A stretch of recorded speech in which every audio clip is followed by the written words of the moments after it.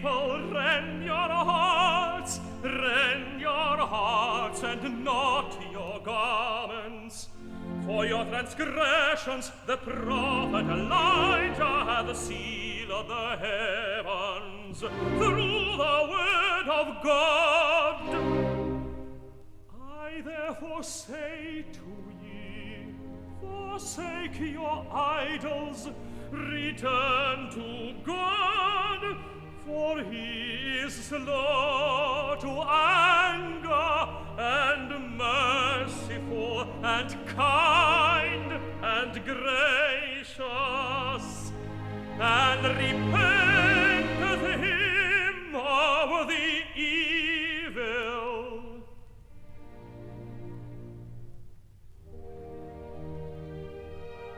If with all your hearts ye truly seek me, ye shall ever surely find me. Thus saith our God. If with all your hearts ye truly seek me, ye shall ever surely find me. Thus saith our God. Thus saith our God. Oh, that I knew where I might find him, that I might even come before his presence.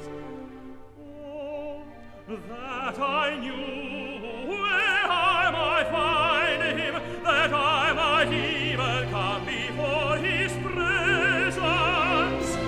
Come before his presence. Oh, that I knew where I might find him,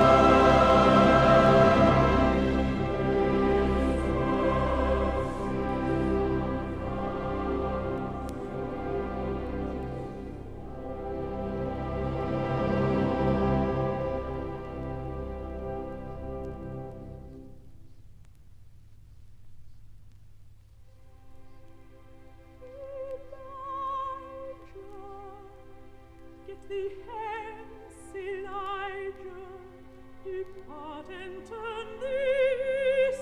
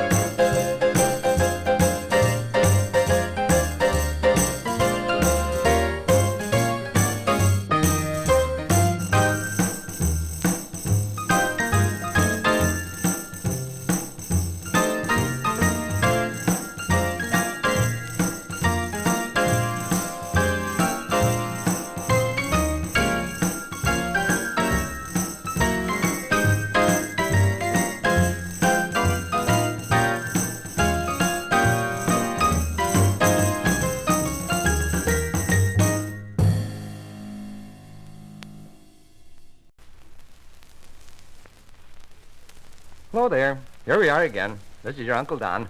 That's right. Now we're going to sing some more songs. Supposed to sing about Old King Cole. Like that one? All right, here we go. Old King Cole was a merry old soul, and a merry old soul was he. He called for his pipe, and he called for his bowl, and he called for his fiddlers three. Oh, every fiddler, he had a fiddle, and a very fine fiddle had he. Oh, there's none so rare as can compare with King Cole and his fiddlers three. And now the little old woman, know that one? All right, here it is then. There was a little woman, I've been told, ah me, diddle diddle dee. She wasn't very young and she wasn't very old, ah me, diddle diddle dee. She went to market on a market day, ah me, diddle diddle dee.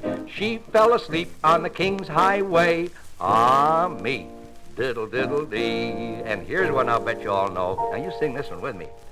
Oh, do you know the Muffin Man, the Muffin Man, the Muffin Man? Do you know the Muffin Man who lives in Drury Lane? Oh, yes, I know the Muffin Man, the Muffin Man, the Muffin Man. Yes, I know the Muffin Man who lives in Drury Lane. And here's one where you clap hands, you know, bean porridge hot. All right, let's do that one. Bean porridge hot, bean porridge cold, bean porridge in the pot, 9 days old. Some like it hot, some like it cold, some like it in the pot, 9 days old. And now our little ABC song. Now you better do this one with me too, so you'll learn the alphabet. Ready? Here we are then. O, A, B, C, D, E, F, G, H, I, J, K, L, M, N, O, P, Q, R, S, and T, U, V, W, X, Y, Z. Now, how about the 3 blind mice? This is a rondelay. Oh, 3 blind mice, 3 blind mice. See how they run, see how they run. They all ran after the farmer's wife who cut off their tail with a carving knife. Did you ever see such a sight in your life? 3 blind mice. And now, Old Mother Hubbard. Old Mother Hubbard, she went to the cupboard to get her poor doggy a bone. And when she came there, the cupboard was bare, and so the poor doggy had none. She went to the fishman to buy him some fish. When she came back, he was licking the dish. She made a curtsy, the dog made a bow, and she said, "I'm your servant." The dog said, "Arr, arr."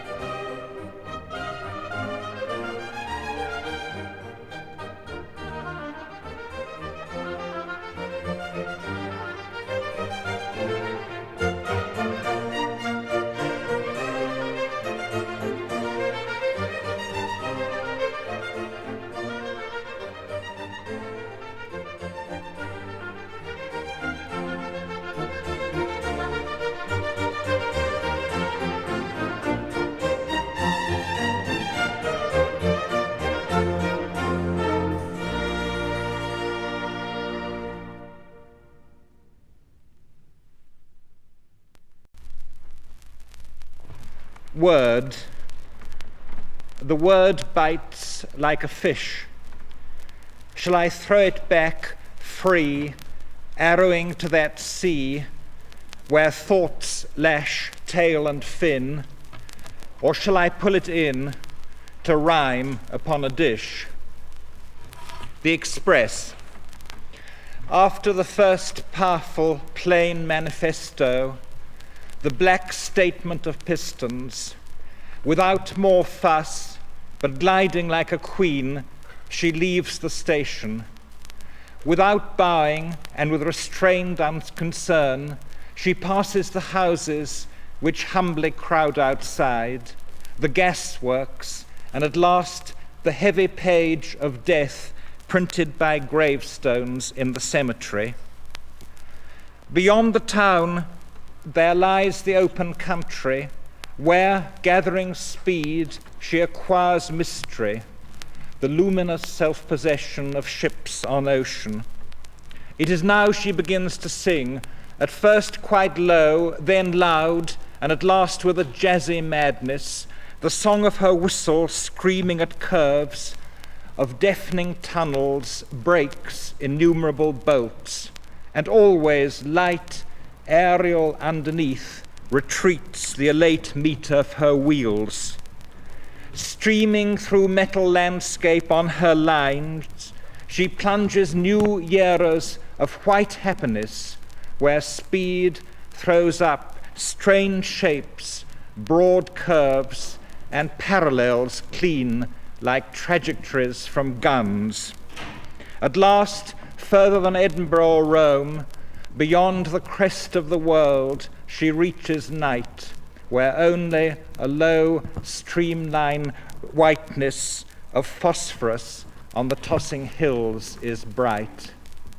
Ah, like a comet-proof flame, she moves entranced, wrapped in her music, no bird song, no, nor bough breaking with honey buds shall ever equal. Bagatelle, presence and absence. This is a vague translation of a poem I seem to remember called Presente Ausentia, or Ausentia Presente, or something.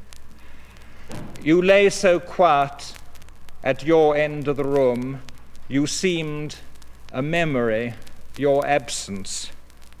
I worked well, rising early, while you dreamed. I thought when you were gone, the difference would be a memory, your presence. But now I am alone, I know a silence that roars. Here solitude begins. You lay so quiet at your end of the room, you seemed a memory, your absence. I worked well, rising early, while you dreamed. I thought when you were gone, the difference would be a memory, your presence. But now I am alone, I know a silence that roars. Here solitude begins. If it were not for that lean executioner who stands ever beyond a door with axe raised in both hands, all my days here would seem one day the same, the drops of light edgeless in light that no circumference stops. Mountain, star, and flower, single with my seeing, would, gone from sight, divide again into their separate being, nor would I hoard against the obliterating desert, their pinnacles of Arctic spar glittering on the heart. My hand would never move to follow into stone hair the wind engraves on sky, a moment and then gone. What gives edge to remembering is death. It's that shows curled within each falling moment an Antony, a falling world. She came into the garden and walking through deep flowers held up our child who, smiling down at her, clung to her throat a cup. Clocks notch such instances on time, no time to keep, beyond what fills the eye, the loss that makes it weep. I hew such memories within a shadowy room, transforming slips of light to ships launched into a tomb. To my daughter, aged 5 at this time. Bright star of her whole hand around one finger, my daughter, while we walk together now. All my life I'll feel a ring invisibly circle this bone with shining, when she is gone far from today, as her eyes are far already. Bright star of her whole hand around one finger, my daughter, while we walk together now. All my life I'll feel a ring invisibly circle this bone with shining, when she is gone far from today, as her eyes are far already. And lastly, I think continually of those who are truly great, who from the womb remembered the soul's history through corridors of light, where the hours are suns, endless and singing, whose lovely ambition was that their lips, still touched with fire, should tell of the spirit clothed from head to foot in song, and who hoarded from the spring branches the desires falling across them like blossoms. What is precious is never to forget the essential delight of the blood drawn from ageless springs, breaking through rocks in worlds before our earth, never to deny its pleasure in the morning simple light, nor its grave evening demand for love, never to allow gradually the traffic to smother with noise and fog the flowering of the spirit. Near the snow, near the sun, in the highest fields, see how these names are fated by the waving grass and by the streamers of white cloud and whispers of wind in the listening sky, the names of those who in their lives fought for life, who wore at their hearts the fire's center. Born of the sun, they traveled a short while toward the sun and left the vivid air signed with their honor.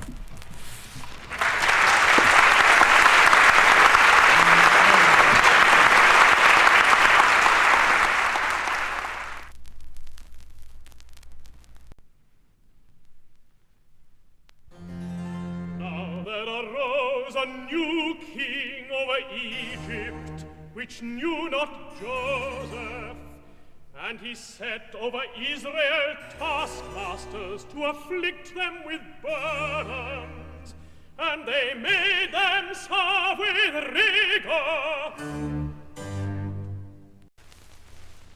Hello. Yep, here we go again. Yeah, this is your Uncle Don. And we're going to have some songs now, some more songs. Especially, the one about the little pig went to market. You know that one? Well, let's try it. This little pig went to market. This little pig stayed home. This little pig got roast beef, and this little pig had none. This little pig cried, wee, wee, wee, wee, all the way home. That's a nice one to play with, baby, isn't it? And here's one I bet you know. Oh, pat a cake, baker's man, so I will master as fast as I can. Pat it and pick it and mark it with tea, and toss it in the oven for Tommy and me. And here's one I always liked, too. There was a little girl. Oh, there was a little girl, and she had a little curl right in the middle of her forehead. And when she was good, she was very, very good. When she was bad, she was horrid. She stood on her head in her little trundle bed, with nobody by for to hinder. She screamed and she squalled and she yelled and she bawled and she drummed her little heels against the window. Her mother heard the noise and thought it was the boys playing in the empty attic. She rushed upstairs and she caught her unawares and she spanked her most emphatic. And now about little pussy. I love little pussy. I love little pussy, her coat is so warm. If I don't hurt her, she'll do me no harm. So I'll not pull her tail or drive her away, but pussy and I very gently will play. She'll sit by my side and I'll give her her food, and she'll like me because I am gentle and good. And now, Goosey, Goosey, Gander, you know that one? Goosey, goosey, gander, where shall I wander? Upstairs or downstairs or in my lady's chamber? There I met an old man who would not say his prayers. I took him by the left leg and I threw him down the stairs. And now, 10 little Indians. You know that one? Oh, 10 little Indians standing in the line. One went home and then there were 9 little Indians swinging on the gate. One jumped off and then there were 8 little Indians staying at a tavern. One went away and then there were 7 little Indians playing pretty tricks. One went to ride and then there were 6 little Indians learning how to dive. One swam away and then there were 5 little Indians peeped through the door. One ran behind and then there were 4 little Indians climbed up a tree. One slid down and then there were 3 little Indians out in a canoe. One hopped to land and then there were 2 little Indians playing in the sun. One fell asleep and then there was 1 little Indian playing all alone. He went in the house and then there was none.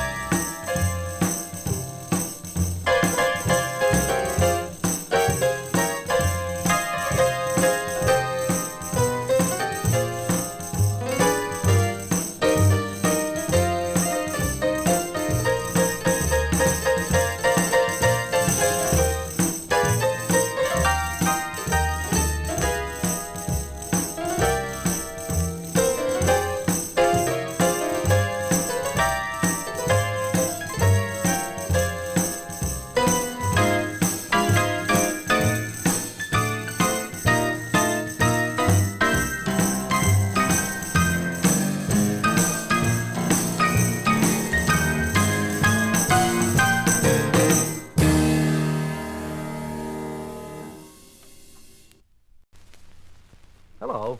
Well, this is your Uncle Don. Yes, and we're going to sing some more songs. Let's start out with the Queen of Hearts. You know that one? Okay, here's the way it goes. Well, the Queen of Hearts, she made some tarts all on a summer's day.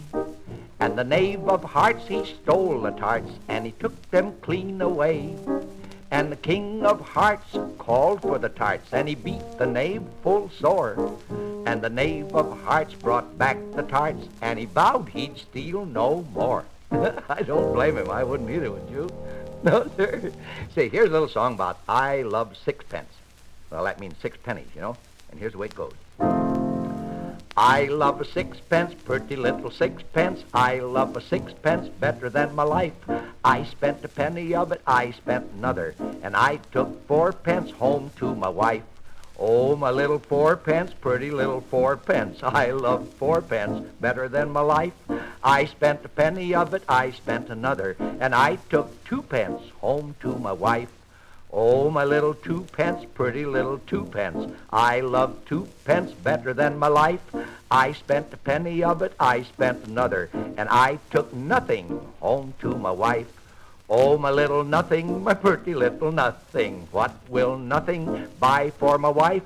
I have nothing, I spend nothing. I love nothing better than my wife. Oh, dear. And here's a song about vegetables.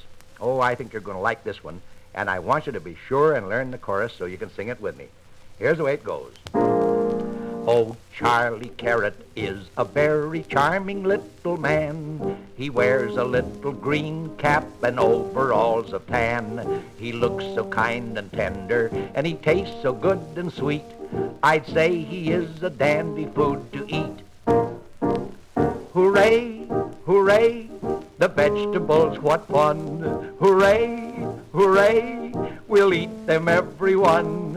They'll keep our cheeks so rosy, and they'll make our engines run if we will eat them every day. Susie Squash and Billy Beet, as red as any rose. Onions, turnips, parsnips, and the lovely tomatoes.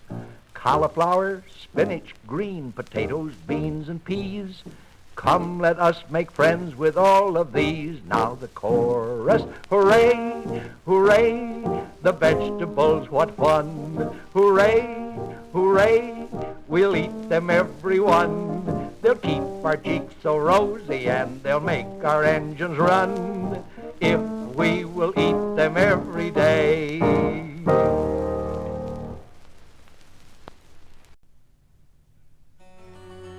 Then sent he Moses his servant, and Aaron whom he had chosen.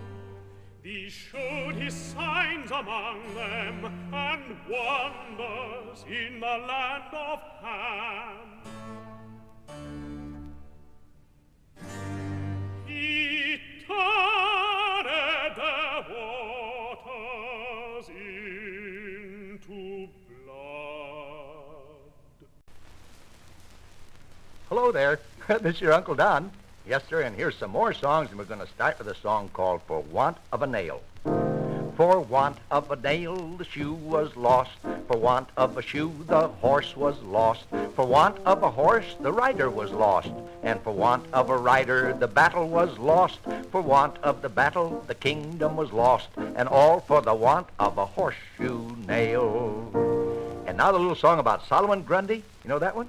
Oh, Solomon Grundy, born on a Monday, christened on a Tuesday, married on a Wednesday, sick on a Thursday, worse on a Friday, died on a Saturday, buried on a Sunday. Oh, this is the end of Solomon Grundy, way down there in the cellar. And now, about a week of birthdays. Oh, Monday's child is fair of face, Tuesday's child is full of grace, and Wednesday's child is full of woe. Thursday's child has far to go. Friday's child is loving and giving. Saturday's child works hard for a living, but the child that's born on a Sabbath day is blithe and bonny and good and gay. And here's one Mother used to sing to me about the little man and the gun. Oh, there was a little man, and he had a little gun, and his bullets were made of lead, lead, lead. He went to a brook, and he saw a little duck, and he shot it right through the head, head, head. He carried it home to his good wife Joan, and told her a fire to make, to roast the little duck he had shot in the brook, and he'd go and fetch the drake, drake, drake. Well, the drake was a-swimming with his little curly tail. The little man made it his mark, mark, mark. He shot off the gun, but he fired too soon, and away flew the drake with a quack, quack, quack. Then the song about the two cats of Kilkenny. Well, there once were two cats of Kilkenny, and each thought there was one cat too many. So they fought and they fit and they scratched and they bit, till excepting their nails and the tips of their tails, instead of two cats there weren't any. And here's a new one, and I want you to learn all the words to this if you can. Oh, now a song I'm going to sing about a funny little king. He is the boss of everything that lives on the Cannibal Island. His name is Hokey Pokey Winky Wum, Polly Magoo, Kingery Kung, Hangery Wangery Chingery Chung, the king of the Cannibal Island. He wears but few and scanty clothes. He wears a ring right through his nose, and he wears rings on his ears and toes, the king of the Cannibal Island. Hokey Pokey Winky Wum, Polly Magoo, Kingery Kung, Hangery Wangery Chingery Chung, the king of the Cannibal Island.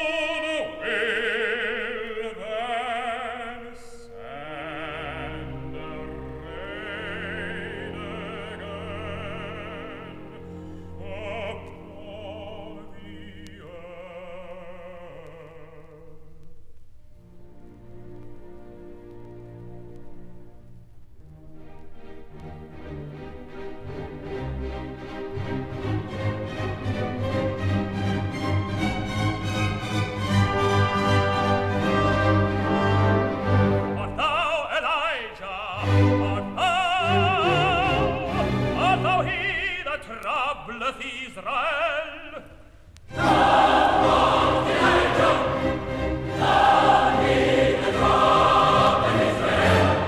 I never troubled Israel's peace.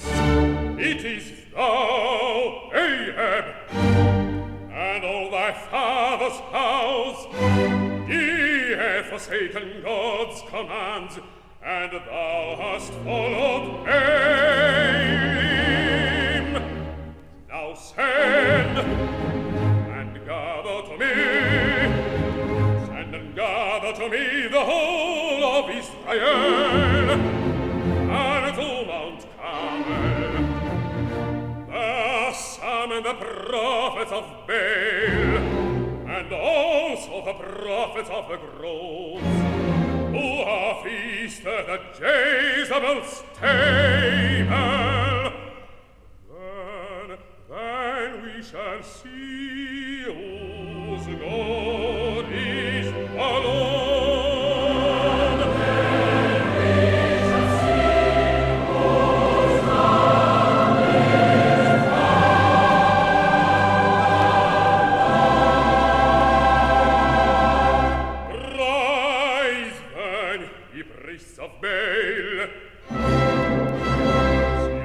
And slay a bullock, and put no fire under it.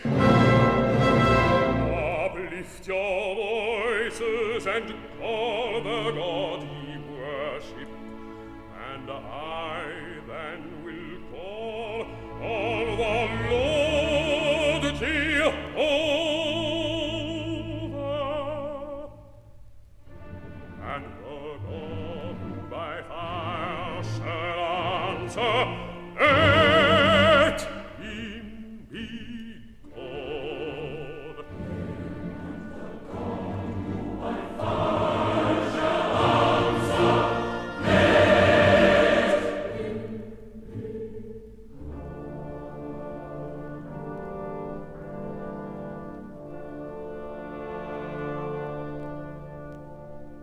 Call first upon your God. Your numbers are many. Even I only remain. One prophet of the Lord. Invoke your forest gods and mountain deities.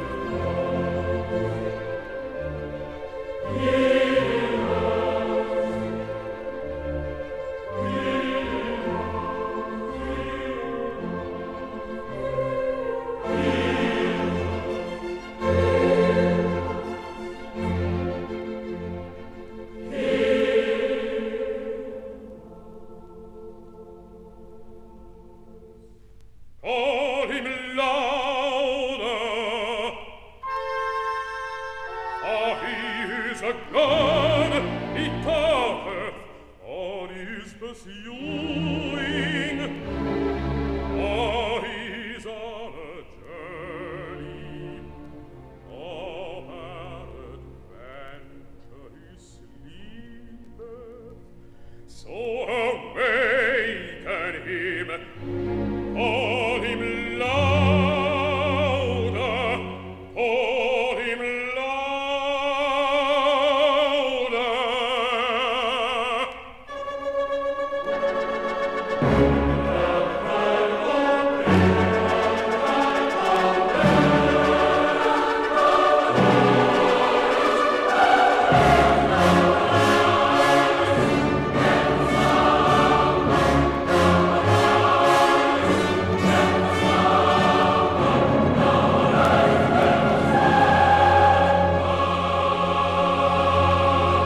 Call him louder, he heareth not, with knives and lancets, at yourselves after your manner.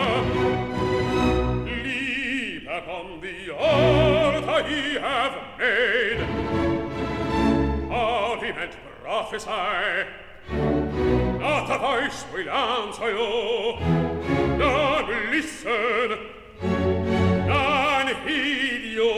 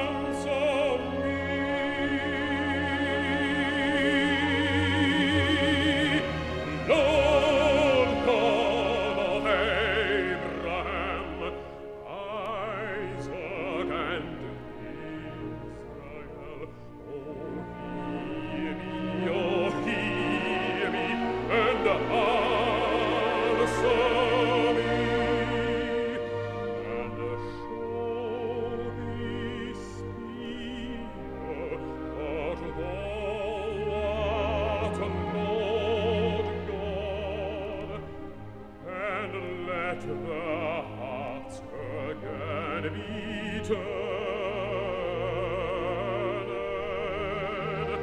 Oh, show these people that thou art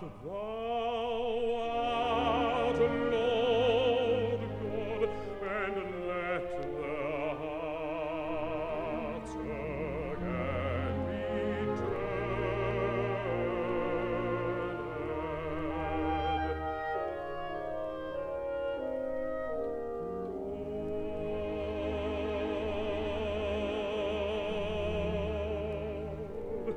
And let their hearts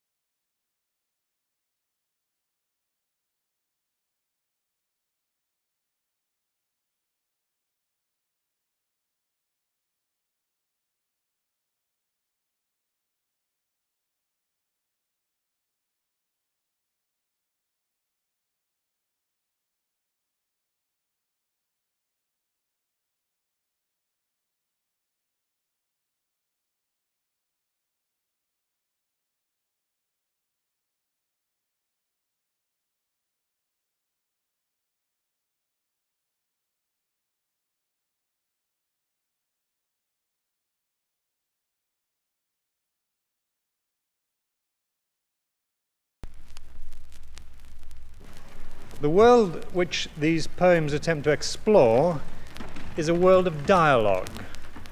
The first thing in a world of dialogue is that one person speaks to another, or that one person is silent while another speaks. In much of the art of our own epoch, from Chekhov to Beckett to Pinter, we have even invented a form of drama in which the characters do not speak to one another, but past one another. I begin at the beginning of this crisis with two painters, Cézanne and Van Gogh. In Cézanne, there is a dialogue with things, an ability to realize, as it were, the presence of things. Cézanne at Aix. And the mountain, each day, immobile like fruit, unlike also, because irreducible, because neither a component of the delicious and therefore questionable, nor distracted as the sitter by his own pose, and therefore doubly to be questioned. It is not posed, it is, untaught, unalterable, a stone bridgehead to that which is tangible, because unfelt before. There, in its weathered weight, its silence silences, a presence which does not present itself. Now Van Gogh, on the other hand, seems perhaps aggressive before the world of things, too ready to possess them for his own needs, to twist their forms into a vehicle for his own feelings, rather than allowing their very there-ness, as with Cézanne, to first modify those feelings. Farewell to Van Gogh. The quiet deepens. You will not persuade one leaf of the accomplished, steady, darkening chestnut tower to displace itself with more of violence than the air supplies. When, gathering dusk, the pond brims evenly, and when we must be content with stillness. Unhastening, daylight withdraws from us its shapes into their central calm. Stone by stone, your rhetoric is dispersed until the earth becomes once more the earth, the leaves a sharp partition against cooling blue. Farewell, and for your instructive frenzy, gratitude. The world does not end tonight, and the fruit that we shall pick tomorrow await us, weighing the unstripped bough. The dialogue of which I spoke can take place in the most ordinary daily incidents, as for example, when one peels an apple. Paring the apple. There are portraits and still lives, and there is paring the apple, and then paring it slowly, from under cool yellow, cold white emerging, and the spring of concentric peel unwinding off white, the blade hidden, dividing. There are portraits and still lives, and the first, because human, does not excel the second, and neither is less weighted with a human gesture than paring the apple with a human stillness. The cool blade severs between coolness, apple rind compelling a recognition. The 16th century Italian madrigalist Orazio Vecchi once said, "Look with the ears." I take this remark, and in the following poem, Words for the Madrigalist, apply it to the way that in dialogue with the world of things, our senses and our words structure and yet are structured by the reality they have to do with. The scene is a valley in the English Cotswolds, full of streams feeding a river. The time is night after rain. Words for the madrigalist. "Look with the ears," said Orazio Vecchi, trusting to music, willing to be led voluntarily blind through its complete landscape of the emotion, feeling beneath the feet of the mind's heart the land fall, the height reform. Look with the ears, they are all looking with the eyes, missing the way. So, waiting for sleep, I look with the ears at the confused, clear sounds, as each replenished tributary unwinds its audible direction, and dividing the branchwork of chime and counter-chime, runs the river's thick and drumming stem. Loud with their madrigal of limestone beds where nothing sleeps, they all give back not the tune the listener calls, but the measure of what he is in the hard, sweet music of his lack, the unpremeditated consonances. And the words return it to you over the ground base of their syllables, Orazio Vecchi. Hear with the eyes as you catch the current of their sounds. Two Italian poems now. In the first of them, in Tramontana at Lerici, it is the combination of sunlight with cold wind that is important. Tramontana at Lerici. Today, should you let fall a glass, it would disintegrate, played off with such keenness against the cold's resonance, the sounds hard, separate, and distinct, dropping away in a diminishing cadence, that you might swear this was the imitation of glass falling. Leaf dapples sharpen. Emboldened by this clarity, the minds of artificers would turn prismatic, running on lace perforated in crisp wafers that could cut like steel. Constitutions drafted under this fecund chill would be annulled for the strictness of their equity, the moderation of their pity. At evening, one is alarmed by such definition, in as many lost greens as one will give glances to recover, as many again which the landscape, absorbing into the steady dusk, condenses from aquamarine to that slow indigo pitch where the light and twilight abandon themselves. And the chill grows. In this air unfit for politicians and romantics, dark hardens from blue, effacing the windows. A tangible block, it will be no accessory to that which does not concern it. One is ignored by so much cold suspended in so much night. In the next one, Oxen Ploughing at Fiesole, there is another poem of relationship. The man and the beast depend on one another. Each is the other's servant. Oxen ploughing at Fiesole.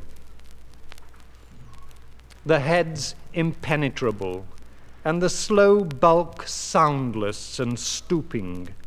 A white darkness, burdened only by sun and not by the matchwood yoke. They groove in ease the meadow through which they pace, tractable.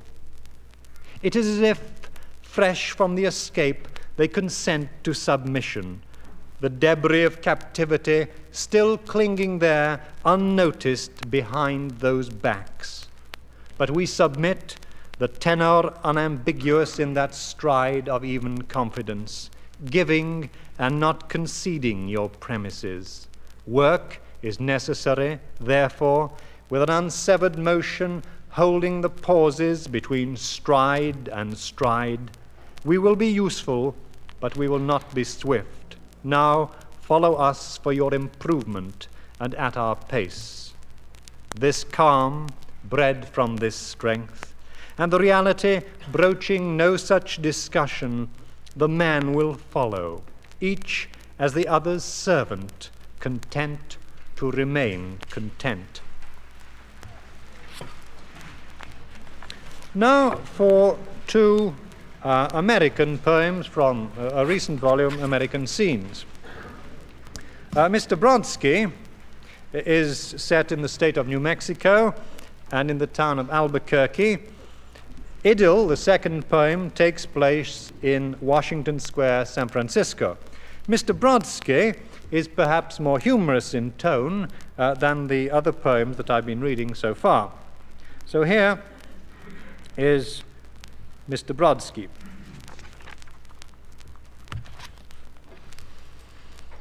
I had heard before of an American who would have preferred to be an Indian, but not until Mr. Brodsky, of one whose professed and long pondered on passion was to become a Scot, who even sent for haggis and oatcakes across continent. Having read him, in Cambridge English, a verse or two from Macdermot, I was invited to repeat the reading before a Burns night gathering where the Balmoral pipers of Albuquerque would play in the haggis out of its New York tin.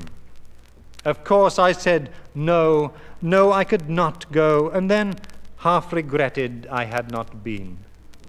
But to console and cure the wish came Mr. Brodsky, bringing his pipes, and played until the immense distended bladder of leather seemed it could barely contain its water. Tears, idle tears, for the bridal of Annie Laurie and Morton J. Brodsky.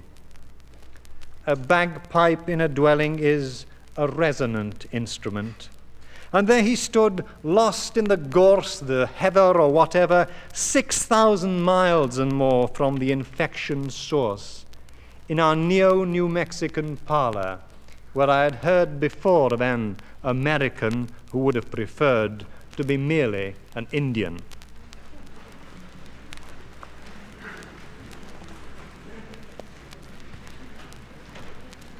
In the poem Idyll, I resume the theme of dialogue and relationship between people and place, between one generation and another. Idyll, Washington Square, San Francisco. A door, per l'universo, is what it says above it. You must approach more nearly, the statue of Benjamin Franklin watching you, before you see la gloria di colui che tutto muove per l'universo, leaning along the lintel, penetra e risplende, across this church for Italian Catholics. Dante unscrolling in rhapsody. Cool the January sun, that with an intensity the presence of the sea makes more exact, chisels the verse with shade, and lays on the grass a deep and even Californian green, while a brilliance throughout the square flatters the meanness of its architecture. Beyond, there's the flood which skirts this pond and tugs the ear towards it. Cars, thick on the gradients of the city, shift sun and sound, a constant ground base to these provincialisms of the piazza, tasting still of Lerici and Genova. Here as there, the old men sit in a mingled odor of cheroot and garlic, spitting. They share serenity with a cross-legged Chinese adolescent seated between them, reading, and whose look wears the tranquility of consciousness forgotten in its object. His book bears for a title, Success in Spelling. How does one spell out this che penetra e risplende, from square into the hillside alleyways around it, where, between tall houses, children of the Mediterranean and Chinese element mingle their American voices? The dictionary defines idyllium as meaning a piece descriptive chiefly of rustic life. We are in town. Here let it signify this poised quiescence, pause and possibility in which the music of the generations binds into its skein the flowing instant, while the winter sun pursues the shadow before a church whose decoration is a quotation from Paradiso. Just as Idle speaks of the relation between people and place, so does the next poem, returning to the limestone setting of the Cotswold Hills in England. It's in the form of a dialogue. A young girl, a little girl, is seen leaving a graveyard. And the poem is called, long title, which I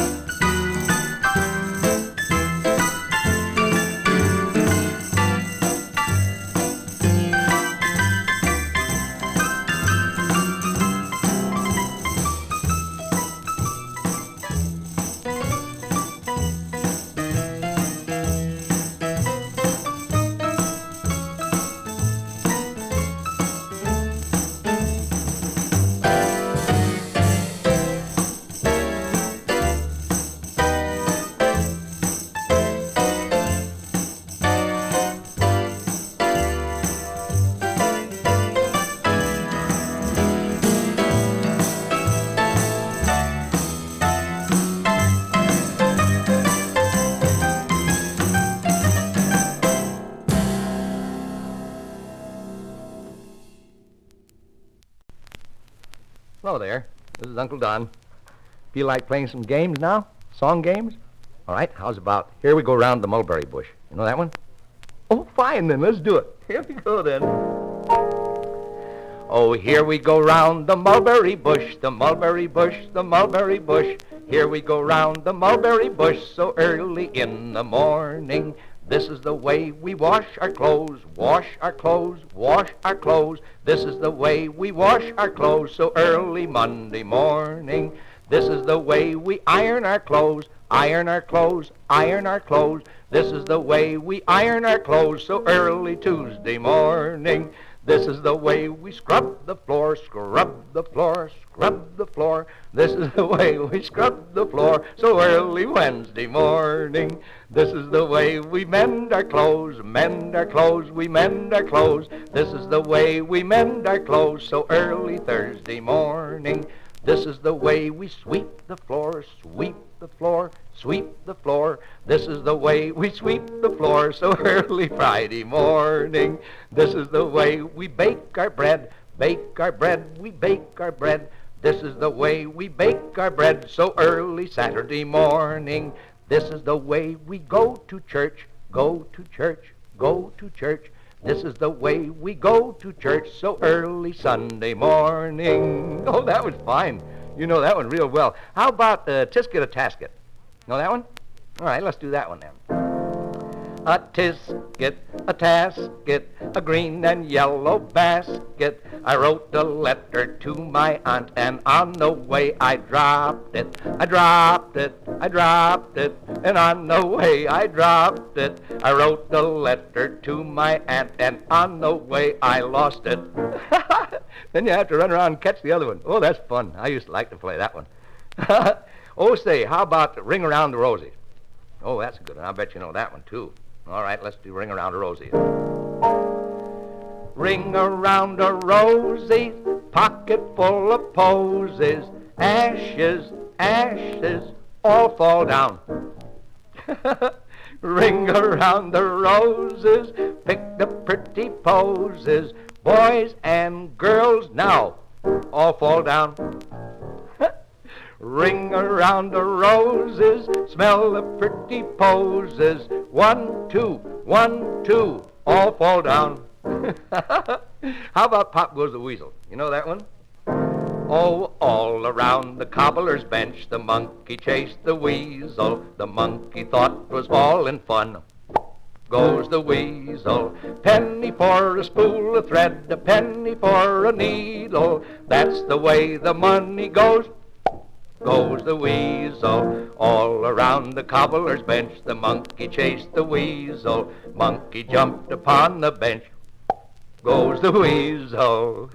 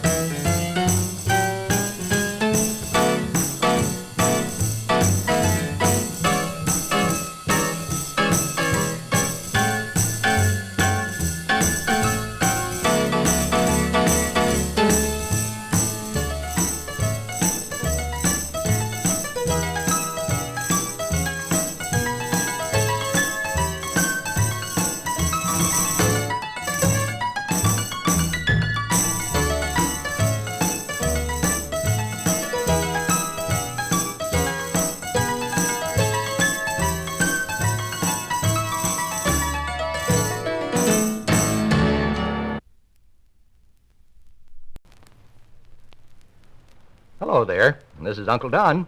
And let's sing some songs, shall we? Let's sing about There Was a Man in Our Town. I'll bet you know that one. Here it is. There was a man in our town, and he was wondrous wise.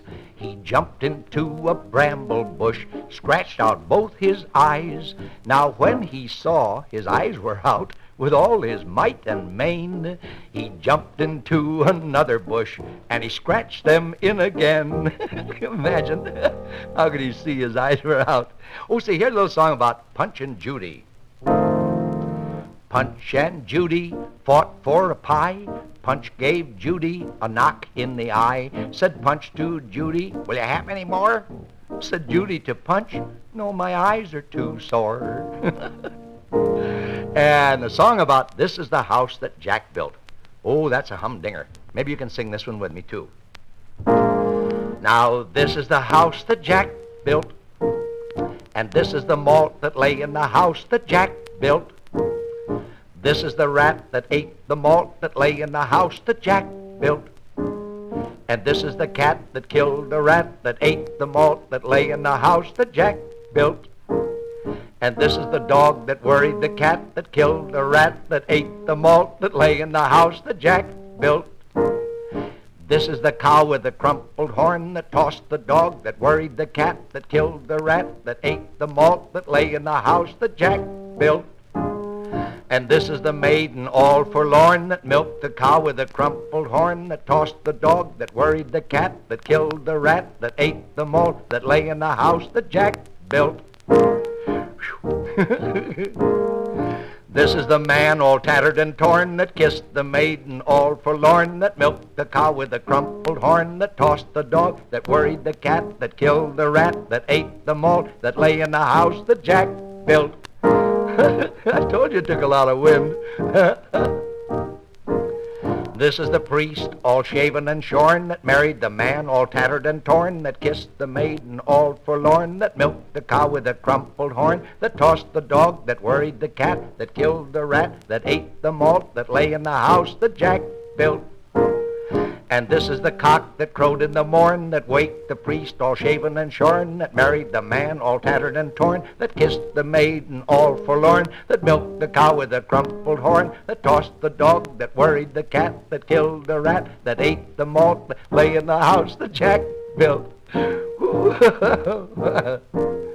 And this is the farmer sowing his corn that kept the cock that crowed in the morn that waked the priest all shaven and shorn that married the man all tattered and torn that kissed the maiden all forlorn that milked the cow with a crumpled horn that tossed the dog that worried the cat that killed the rat that ate the malt that lay in the house that Jack built.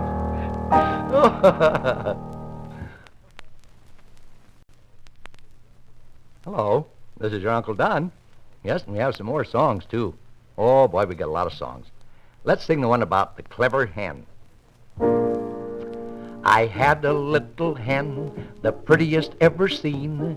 She washed me the dishes and kept the whole house clean. She went to the mill just to fetch me some flour, and she brought it home again in less than an hour. She baked me my bread, and then she brewed my ale. She sat down by the fire and told many a fine tale. I'd like to have a little hen like that, wouldn't you? And here's a good one. Come out to play. Oh, boys and girls, come out to play at the closing of the day. Before the sun has gone to sleep, come with your playmates into the street. Come with a whistle, come with a call, come with a goodwill or not at all. Up the ladder and down the wall, a halfpenny roll will serve us all. So you find the milk and I'll find the flour, and we'll have a pudding in a half an hour. And here's a very nice little song about Baby Dolly. Hush, baby, my dolly, I pray you don't cry. I'll give you some bread and some milk by and by. Or perhaps you like custard, or maybe a tart. Then to either you're welcome with all of my heart. And then there's a little song about the boy and the sparrow. Well, a little cock sparrow sat on a tree. He He chirruped and he chirruped, so merry was he. A naughty boy came with his wee bow and arrow, determined to shoot the little cock sparrow. This little cock sparrow shall make me a stew, and his giblets shall make me a little pie too. Oh, no, said the sparrow, I won't make a stew. So he flapped his wings, and away he flew. Just like that. Yeah. And here's one about one I love, two I love. Well, I bet you know that one. Oh, one I love, two I love, three I love, I say, and four I love with all my heart, five I cast away. Six he loves, seven she loves, eight they both love so. Nine he comes, 10 he tarries, 11 he courts, and 12 he marries. Then a little song about Ride Away. I like this one too. Ride away, Johnny shall ride. He'll have a pussy cat tied to one side. He'll have a puppy dog tied to the other, and he shall ride home again, back to his mother.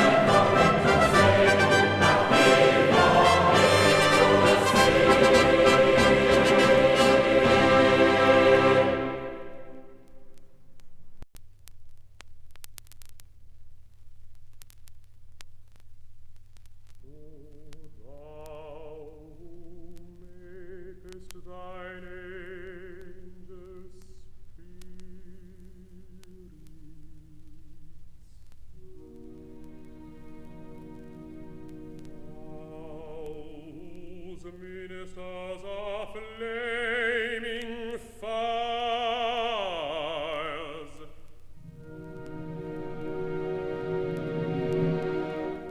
let them now descend.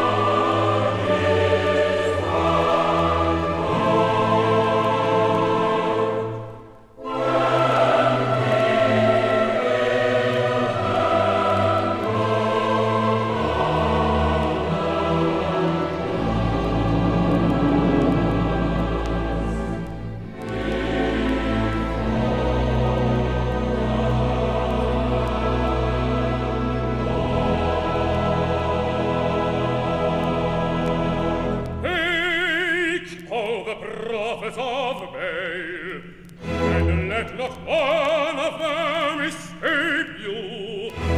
Bring them down to Caesar's throat, and burn it and be slain. Prophets of Baal, and let not one of them escape us. Bring more and slay them. Is not his word like a fire, and like a hammer that breaketh a rock, a hammer that breaketh a rock, and breaketh a rock into pieces, like a hammer, and like a hammer that breaketh a rock. His word is like a fire, and like a hammer that breaketh a rock. Angry, angry with the wicked every day. For God is angry with the wicked every day.